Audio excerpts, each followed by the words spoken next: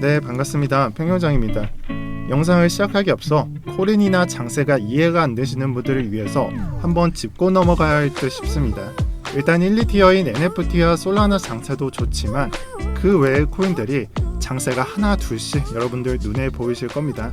그래서 전일 대비 새벽 같은 경우에는 지금은 엘프와 골렘, 아아 토큰이 오르고 있지만 새벽 같은 경우에는 메탈 코인이 조지아주 결제 이슈로 이렇게 급등이 나왔다고는 하지만 그 이후에 순서대로 스팀 달러와 그리고 스트라티스를 이렇게 빔 형태로 상승을 만들어 준 것은 좀 예외적이었습니다. 사실 여기에는 원인이 없는 상승을 생각할 수도 있겠지만 스트라티스 같은 경우에는 트위터를 뒤져서 좀 내려보시고 확인을 해보시면은 6주 내로 이렇게 NFT 게임 호재가 예정되어 있습니다. 또한 여기에 더해서 엘프 같은 경우에는 이 메인넷 이슈로 상승이 나왔고요. 잡코인은 이렇게 예정이 되어 있는 이벤트로 인해서 급반등이 나오는 코인이 많다라고 말씀을 드리고 싶습니다. 그리고 이러한 움직임은 바이낸스 또한 예외가 아닌 것으로 확인이 됩니다. 따라서 1시간봉으로 보게 되면은 쿠스마, KSM 코인 같은 경우에는 파라체인과 데모데이라는 이슈로 30% 정도가 상승을 했고 일정에 맞게 정확한 상승을 보여주었습니다. 그래서 비트가 지금 봤을 때는 비트코인이 큰 조정이 없고 47에서 48K 부근에서 큰 가격 변동이 없다면 기존의 강세 코인들인 NFT, 디파이들과 여기에 추가로 오늘같이 이벤트성 잡코인들이 간간히 반등을 유지해 줄 것이고요.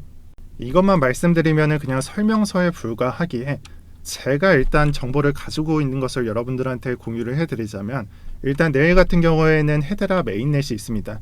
그리고 9일 같은 경우에는 루나 콜럼버스 업데이트가 있고요. 오늘부터 15일까지는 엘프코인의 메인넷 토큰 수합이 있습니다. 그리고 월말 같은 경우에는 아크의 업데이트 이슈가 예정되어 있습니다. 여기서 제가 생각했을 때에는 헤드라는 좀 약할 수도 있고 루나는 지금 확인해 보니까 블록 높이로 인해서 이 일정이 딜레이 될 수도 있다고 하니까 지금 방금 말씀드린 일정들 참고로 해주시고요. 무엇보다 이러한 이슈를 이용한 매매에 있어서는 그냥 짧게 먹고 나온다 이러한 목표와 선반영이라는 것을 고려하시면서 매매하시는 것을 추천을 드리겠습니다. 또한 최근 장세를 본다면 디파이 코인의 장세가 심상치 않습니다. 솔라나 같은 경우에는 상승을 $100 위로 한참 위로 올려놓고 마무리를 했으며 지금은 조정 구간에 돌입을 하고 있습니다. 저는 이 상승세가 단번에 꺼질 것이라고는 생각을 하지 않습니다.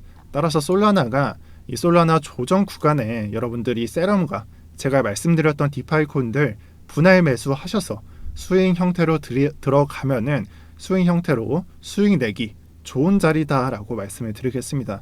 그래서 전반적으로 제가 봤을 때는 솔라나 기반 코인들 중에서 세럼 위로는 다 괜찮고 그리고 그 밑으로는 레이디움과 C98 정도 챙겨주시면 되겠습니다. 업비트에는 세럼이 있고 이 상징적인 가격인 $10,000대를 위로 올려놓은 상태입니다. 이 구간에서 계속해서 매물대를 쌓고 있고 저는 이 코인이 눌리더라도 매수 관점으로 보고 있으며 매도가는 전고를 좀 노려보는 중입니다. 그래서 시청자분들에 따라서는 이미 많이 올랐는데 이렇게 생각을 하실 수도 있겠지만 제가 언급드리며 매수에 들어간 5,000원대, 6,000원, 7,000원대는 이런 것을 잡고자 하는 것은 좀 욕심이 너무 크지 않을까 싶고요.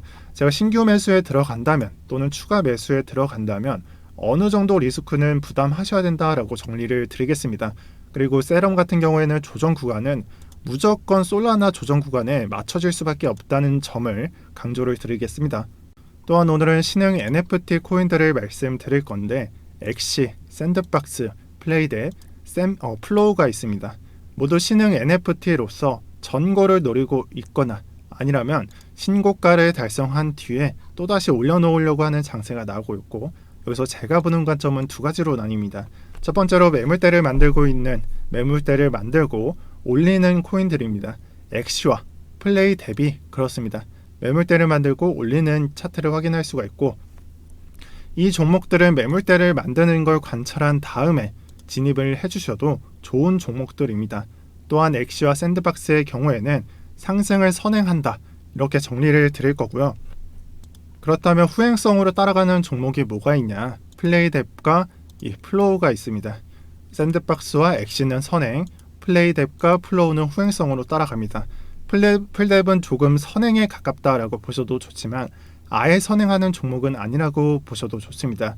여기서 플레이뎁은 바이낸스에 유일하게 상장이 안 되어 있는 종목인데 상승량이 큰 게 확인이 되실 겁니다. 삼성, 카카오 등 여러 개가 묻어 있기도 하고요.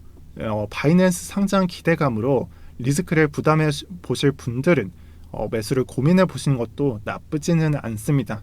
무엇보다 플뎁과 플로우는 좀 조커픽으로 취급을 하셔서 NFT로서 매매를 해보셨으면 좋겠습니다.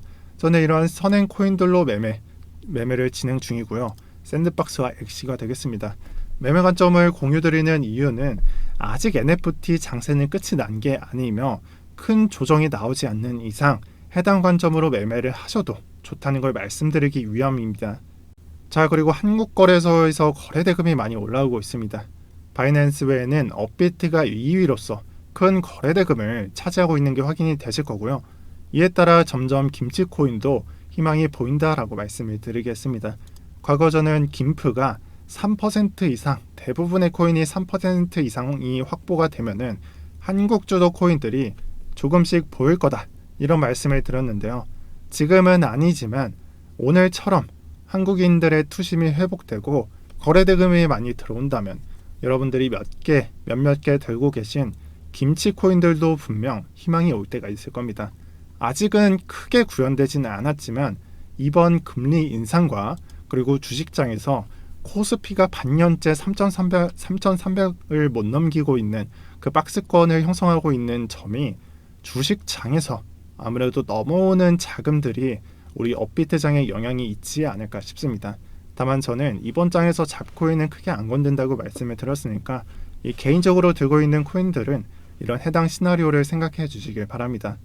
이번 주 금요일 자정에는 솔라나 NFT 마켓플레이스가 런칭됩니다.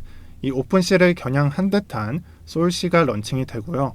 큰 호재인데 선반영이 되어 있는 건지 커뮤니티에는 말이 많이 없더라고요. 그래서 제가 전 영상에서는 에이다의 NFT 마켓플레이스를 설명드리면서 좋은 투자 기회가 있을 것이다 라고 말씀드렸는데 솔시도 정말 쏠쏠할 거라고 생각을 합니다.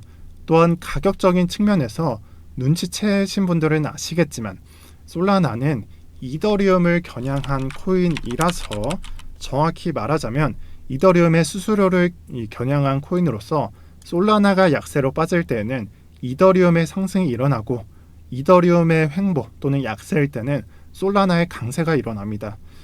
따라서 솔라나나 디파이 코인들을 투자하시는 분들은 이더리움의 상승을 좀 주의하시길 바랍니다. 마지막으로 도미넌스 보면서 마무리하도록 하겠습니다. 제가 8월을 시작하면서 도미넌스 하락 시기에 알트장이 나오니 준비하라는 말을 했던 게 기억에 남습니다. 그 당시에는 저는 지금 같은 장은 아니었지만 우리가 도미넌스 하락을 예상해 본다면 코인들의 가격이 바닥에 있었지만 리스크를 조금 안더라도 투자를 해야 한다라고 말씀을 드렸고 지금과 같은 수익을 누리고 있습니다. 하지만 이것은 과거에 불과하니까 현재를 얘기하자면 앞으로 도미넌스 추가 하락에는 최고 39%까지가 유효합니다. 그리고 제 관점에 따르면은 엄청난 알트장이 나오면은 어쩌면 이 부근을 깰 수 있다라고 말씀을 드렸습니다. 이것은 확정적인 것은 아니지만 저는 기대치로서 생각을 하고 있습니다. 정상적으로 다시 비트장이 돌아오는 것을 생각을 해야 되지만 과거를 보신다면 17, 18년도가 되겠죠. 그래서 과거를 보신다면은 1차 떡락 이후에 단기적으로 횡보 및 약상승을 기다리다가 비슷하죠. 약상승을 기다리다가 피날레 12월, 11월 이때 이 도미넌스 추가 하락을 보여줬었습니다. 정말 장기적으로는 이 부분을 생각하시고 너무 이 도미넌스 바닥 한계에 목매이지 않으셨으면 좋겠습니다. 제가 봤을 때는 아직 걷잡을 수 없는 불장은 나오지도 않았고 그 전에 발생하는 조정 또한 비트코인 쪽으로 나오지 않았습니다. 어쩌면 이번 9월이 상승의 힌트가 되는 눌림 구간이 될 수도 있다라고 생각을 합니다. 따라서 이번 달만큼은 단타보다는 스윙의 형식으로 매매를 가져가는 것을 추천을 드리고요. 자, 영상을 준비하면서 영상이 좀 약간 선행될 줄 알았는데 좀 생각보다 좀 반등이 너무 빠르게 나와서 못 챙겨드린 부분이 조금 있습니다.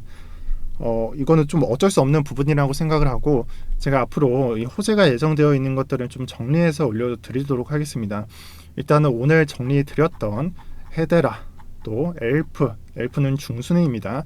또 루나코인, 그 테라, 영어로는 테라는 9일에 있고 엘프는 15일까지 메인넷 토큰 수합, 헤데라는 내일, 그리고 월말에는 아크가 예정되어 있습니다. 이건 변경될 수도 있습니다. 일단 이렇게 정리를 드릴 거고요. 추가로 뭔가 더 발견이 된다면 또 오늘 말씀드린 거는 해외 시장 부분은 제가 말씀을 안 드렸는데 해외 시장까지 정리해서 영상으로 컨텐츠로 한번 준비해 보도록 하겠습니다. 네, 오늘 영상은 여기까지 하겠습니다. 이상 평경장이었고요. 시간 나실 때 구독 부탁드리겠습니다. 감사합니다.